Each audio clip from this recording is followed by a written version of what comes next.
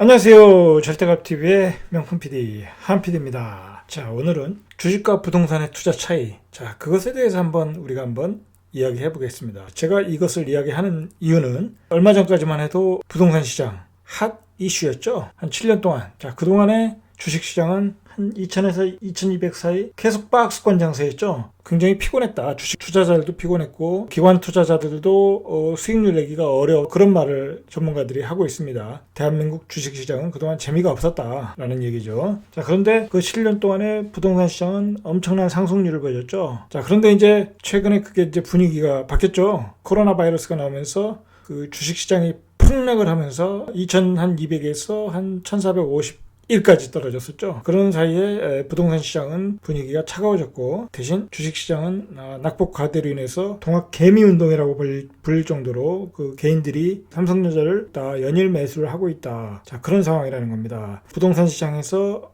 주식시장으로 중심이 넘어갔다. 사람들의 관심이 넘어갔다.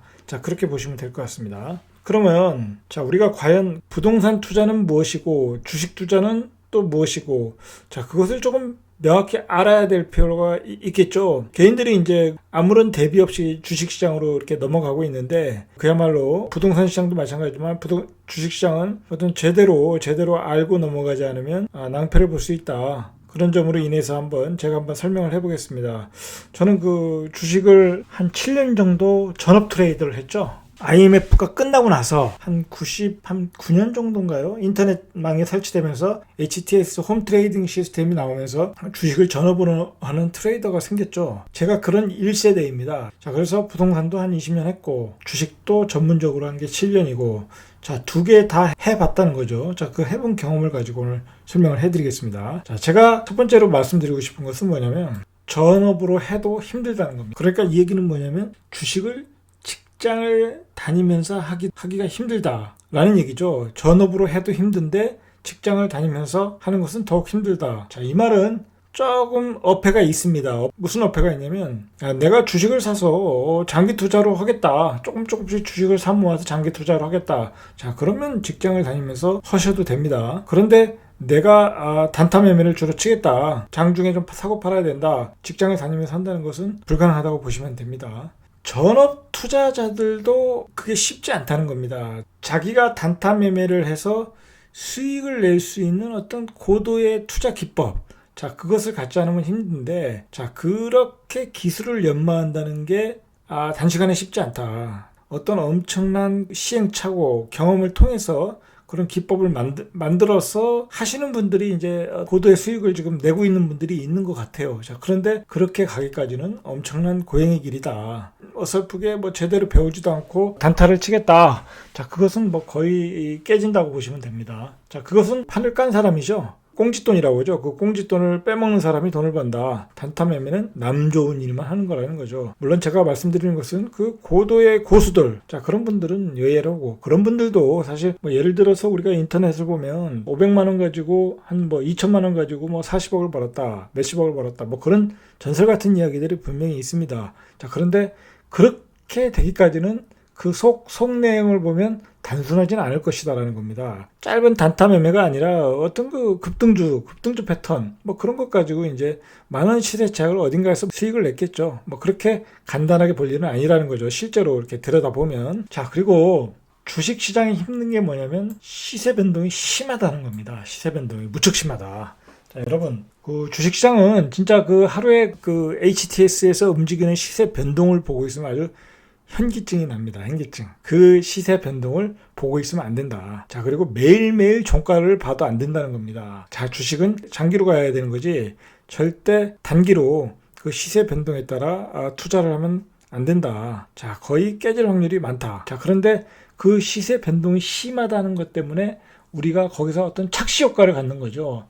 그런 점이 주식 투자는 힘들다. 우리가 주식을 살 때 단타 매매 하시는 분들은 어떤 차트를 가지고 하시는 분들이니까 굳이 기업의 미래 그런 것 가지고 하지는 않겠지만, 직장을 다니면서 장기 투자하시는 분들은 어떤 그 기업의 미래를 알아야 되지 않습니까? 그런데 문제가 있습니다. 최근에 코스닥 주식을 사면 상장 폐지하는 종목들이 회계보고 감사 의견, 부적절, 거절, 그런 거 나오면은 그대로 이제 또 상장 폐지되는 경우가 많지 않습니까? 그런 경우가 많다는 겁니다. 우리가 그 기업의 어떤 속사정을 알 수가 없다는 겁니다. 제가 들은 얘기지만 어떤 분들은 진짜 이 기업은 우량 기업인 줄 알고 투자를 했고 실제로 이렇게 재무구조를 봐도 우량 기업인데 나중에 상장 폐지가 돼서 어이없는 경우를 당경우를 제가 봤습니다. 자, 그만큼 알 수가 없다는 거죠. 우리가 우리 전 재산을 몰빵해서 그것에 투자하는 그 기업의 어떤 속사정을 모른다. 이러면 이게 투자가 어렵고 리스크가 많다는 겁니다. 예측이 안 된다는 겁니다. 예측이. 그래서 심리 컨트롤이 어렵다는 겁니다. 자, 예를 들어서 쉽게 생각을 해서 여러분 생각을 해보십시오. 어떤 주식을 제가 샀는데 100% 수익이 났습니다. 그럼 어떻게 하겠습니까? 팔아야 되겠죠. 200% 수익이 났습니다. 팔아야 되겠죠. 자, 그런데 문제는 뭐냐면 그런 주식이 10배, 1000% 수익이 나는 경우가 있더라는 겁니다. 그나마 이것은 이제 올라갈 때 이야기니까 덜 먹었다고 생각하면 되는데 떨어질 때는 이거 10%만 떨어지면 되겠지? 조정을 다 받았는데 그런데 20%, 30%, 50%, 90% 또는 상장 폐지까지 간다는 겁니다. 자, 그만큼 예측이 어렵다. 자, 그리고 올라가는 장에서도 그 주식이 10배, 심지어는 100배, 자, 그렇게 간다는 것을 알 수가 없다는 거죠. 자, 그래서 먹을 때는 많이 못 먹고 손해볼 때는 많이 손해보고, 자, 그게 주식의 특성 같아요. 제가 보기에는. 자, 반면에 저는 부동산 전문가로서 이제 지금 여러분 생각을 해보십시오. 부동산은 일단 종잣돈이 많이 필요합니다. 왜 그러냐면 이제 기본적으로 이제 분양권을 사거나 아파트를 사거나 주식은 100만 원 가지고도 시작할 수 있고 500만 원 가지고 40억을 벌었다고 하니까 그런 전설적인 이야기가 가능한데 부동산을 가지고 500만 원을 가지고 40억을 벌었다. 그거 있을 수 있는 얘기입니다. 근데 어느 정도 시간이 많이 걸린다는 거죠. 확률상으로 보면 오히려 주식보다는 부동산이 확률이 높다고 봐야죠. 그런 점은 분명히 있습니다. 어쨌든 종잣돈이 많이 필요하다. 자, 이게 또 무슨 단점이 있냐면 예를 들어서 이제 이번 장 같은 경우에 수익률이 좋지 않았습니까? 대부분의 투자자들이 부동산에서 자, 그러면 거의 2배 이상 먹으신 분들이 많지 않습니까? 저는 이제 무슨 생각을 했냐면 몇 년 전에 이제 제가 막 집을 사 모을 때 이건 너무 많았었죠. 사면 무조건 먹겠다. 저건 2배 가겠다 하는 그 집들이 널려 있었습니다. 그런데 생각을 해보십시오. 제가 100억, 200억을 가지고 그 집을 다 살 수가 없지 않습니까? 제가 가지고 있는 자본의 한계가 있으니까. 부동산은 오히려 그런 게 한계죠. 자기 자본의 한계. 사실 시장이 뜰 때는 주식은 종목별로 뜨니까 어떤 종목별로 가서 수익을 내면 되지만 부동산은 그렇지 않다는 거죠. 서울의 부동산이 뜰 때면 한꺼번에 다 서울의 부동산이 다 뜨고 물론 시기적으로 약간의 차이는 있지만 대개 보면 같은 시기에 몇 개월 차이로 다 뜨지 않습니까? 그리고 지방 부동산도 마찬가지고 자 그렇게 한꺼번에 다 동시다발적으로 뜨다 보니까 내 자본에 한계가 있다는 거죠. 제가 자본이 많아가지고 이것저것 다 사놔서 다 뜨면 상관없는데 고점에 팔면 상관없는데 그렇지 못한다는 게 또 문제라는 거죠. 자 그리고 부동산은 그렇게 또 다 할 수가 없다는 겁니다. 다 사서 다 수익을 낼 수가 없다는 겁니다. 왜냐하면 양도세 중과세가 있으니까 세금으로 많이 뺏기는 부분이 있다. 주식은 안 그렇죠. 주식은 말 그대로 내가 엄청나게 먹어도 거기서 몇십억을 먹어도 세금을 내는 게 없다는 거죠. 거래세만 내면 되니까. 그런 점이 유리하긴 하다. 세금적인 측면에서는. 그런 점에서 부동산은 어떤 레버리지를 적극적으로 이용을 해야 된다. 자, 이게 또 차이가 있는 겁니다. 주식은 레버리지를 이용하다간 아주 패가망신하는 경우가 있습니다. 특히 하락장에서 레버리지를 잘못 쓰면 반대 매매가 들어가겠죠.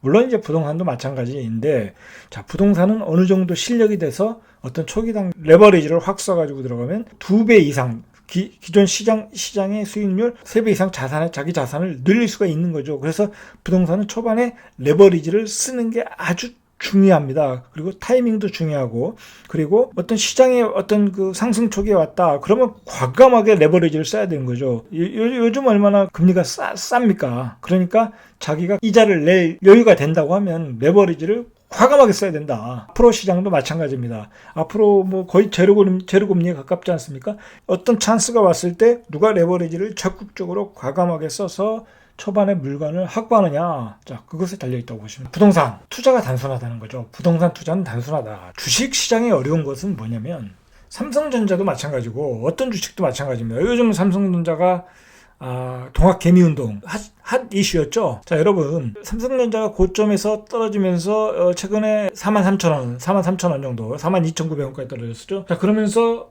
일반인들이 엄청나게 샀었죠. 특히 20대, 30대들이 마이너스 통장, 신용 대출 받아서 엄청나게 샀습니다. 자, 그런데 최근에 반등을 했는데, 자, 요즘 최근에 43,000원에서 5만원 사이, 55,000원 사이에 일반인들이 엄청 물려 있습니다, 지금. 그 가격대에서 과연 예를 들어서 삼성전자를 움직이는 주포라고 해야 되나요? 기관들이겠죠. 기관 외국인들이 그 개미들에게 그 수익을 남겨주겠냐 이거죠. 산 평균 단가를 아는데 그 가격대에서 쉽게 올려주겠냐 이거죠. 안 올려준다는 겁니다. 분명히 개미들 털어서 그 다음에 다 빠져나가면 그때서야 가격을 올릴 확률이 높다라는 얘기죠. 자, 제가 이것을 예를 들은 겁니다. 그만큼 주식 투자가 어렵다는 겁니다. 일반 개미들을 주식 투자는 쉽게 말해서 기관과 외국인, 개미들의 싸움입니다. 어떤 상대방과의 싸움이라는 거죠. 자, 그런 점에서 굉장히 그렇다면 폭락장에 들어가서 저점에 사서 장기 투자로 가는 길밖에 없다는 거죠. 자, 그런데 부동산 투자는 단순하다는 거죠. 누가 개미들이 샀다.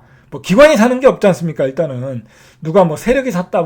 세력이 샀는데 일반인들이 들어오니까 이거 눌러야 되겠다 가격을, 그런 게 없다는 겁니다. 단순하다는 겁니다. 단순하다. 그냥 우르르 몰려와서 그냥 가격이 급등을 한다는 거죠. 주식은 말 그대로 주주가 주식을 더 발행해야 되겠다, 유상증자해야 되겠다 하면 주식은 더 나갈 수가 있는 거죠. 부증성이라는 게 없는 거죠. 주식시장에 공급을 계속할 수 있는 거죠, 물량을. 자, 그런데 부동산은 안 그렇다는 거죠. 말 그대로 부증성 아닙니까? 그리고 그 아파트가 계속 뜬다. 여기다 더 아파트를 공급해야 되겠네. 자, 그게 쉽지 않다는 겁니다. 그렇게 하려면 2년, 3년 기다려야 된다는 거죠. 그래서 공급에 따라 가격을 예측을 하고 수요에 따라 가격을 예측하고 그런 것이 쉽다는 겁니다. 자, 그런 점에서 부동산 투자가 주식 투자보다 훨씬 쉽다. 자, 그리고 부동산 투자가 수익률의 확률이 높다는 겁니다.